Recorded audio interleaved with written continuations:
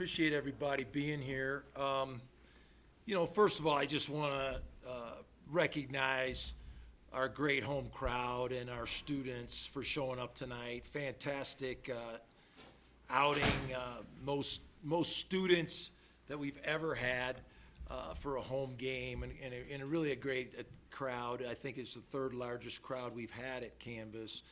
I also want to recognize our great former Rams that were inducted to the Ring of Honor, and our administration for honoring that. Coach Lubick and Joey Porter, Bradley Van Pelt, and Al Bubba Baker, and really two of those are two of the best defensive players to play in the National Football League. I mean, they both had amazing NFL careers. Third thing I'd like to recognize is Mike Brohart's 250th game with the Rams, and just all the great work that Mike's done over the years, and we appreciate you so much, and the job that you do for CSU. So thank you, Mike. And guys, I really have to give UNC a lot of credit. I told Coach Lamb his coaches and his players did a fantastic job. They were well prepared. They had a great game plan. Their kids executed and played 4 quarters. Really gave themselves a chance to win the game. We were very fortunate to win the game. This was one of those nights I really can't remember. It's been a long time where everything that could go wrong went wrong tonight. We had 5 turnovers. Very fortunate to win with 5 turnovers. I can't recall ever winning a game with 5 turnovers. And so for us to be able to overcome the mistakes, still do the things at the end of the game in a 2-minute drill to drive down and score, it just shows that our kids have a lot of confidence in that situational football. Braden's been in that situation a lot of times, and they believed that they could win, and that was important, that we could drive the ball and score the way that we did at the end of the game. Kids were fighting, scratching, clawing to get in the end zone. We're just very fortunate at the end. They had the ball down there. It appeared that they had the winning score. And so we're just very fortunate the ball bounced our way and we won the game. But the message to the team is that, we just a week ago played up in Seattle, and we played a Big Ten team in a very tough environment, and we were more focused and made less mistakes on the road than we did at home. And so, we have a lot of new players, we have a lot of new coaches, and sometimes these first 3 games, there's a lot that you find out about your team, and we found out a lot tonight. We're not nearly as consistent as we need to be. We had a lot of players make mistakes and not execute cleanly, both in the run game and in the pass game. Braden was not sharp in this game early on and made several mistakes early, missed some throws, missed some reads. So we have to go back and really look at his play as well. But he wasn't the only one. And so not a great performance offensively. I thought our defense did some really good things as far as getting off the field, and that's big. They played well on 3rd down, didn't let them sustain drives, and so at the end of the day, we did enough barely to win the game. There's a lot of guys in that locker room that aren't very happy, and obviously I'm one of them. So, we have a lot that we can learn from this performance. We have 2 weeks to get better, and I don't know what the score of the UTSA game was, but we could be sitting here like them, 0-2, and we're not. We're 1-1. So I guess we have to feel fortunate for that. So with that, I'll take questions. When you think about it, Jay, you've lost some games in that kind of remarkable fashion before the last couple of years. What were your emotions? What was your heartbeat like during that review? No, I don't know that I had a whole lot of emotions, to be honest with you. I was very disappointed on how we were playing. And so I was just disappointed that it got to that point because I know we could play much better.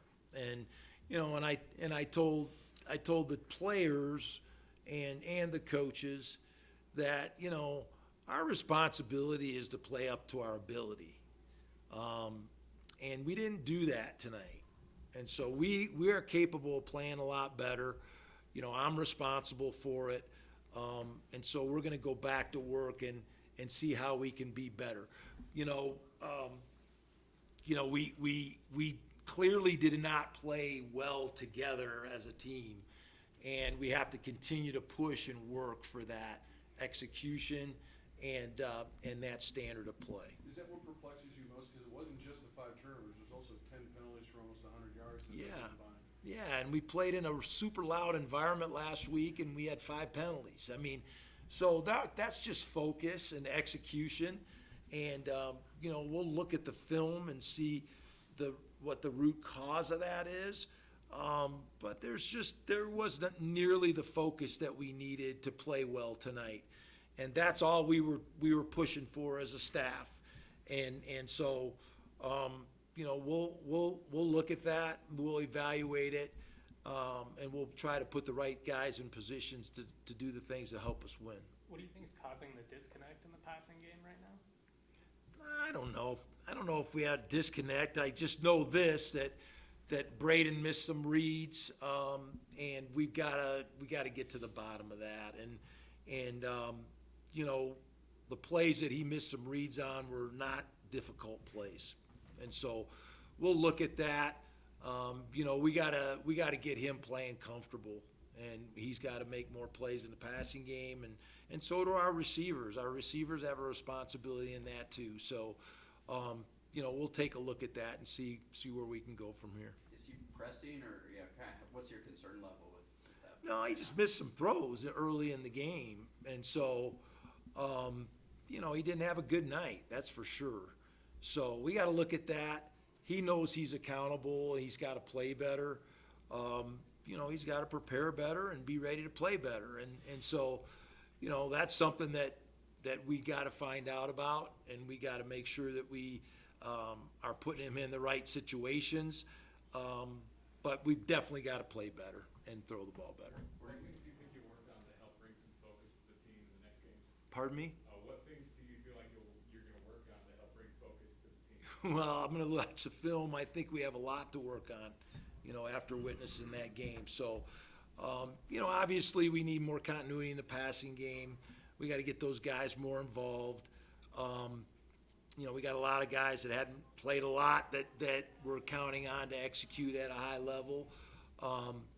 But we got to tie that together, and Braden's got to play better as well. What's the biggest difference you've seen in the defensive line from last week now to this week? Our defensive line? Yeah. I'll have to look at the film, but I thought we played well tonight. We controlled the run game fairly well defensively. Obviously it's tough missing Gabe Jones. But I thought we did a good job of that tonight. And, we outrushed them, which was an important part of the game. At the end, it made a big difference in the second half when we were coming back.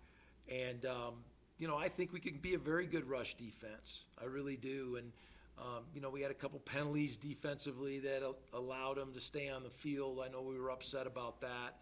But, overall, I thought we played pretty good run defense tonight. I don't know how to read this, but obviously you had a couple players that were struggling tonight in some ways. Braden, obviously, as you mentioned the first half.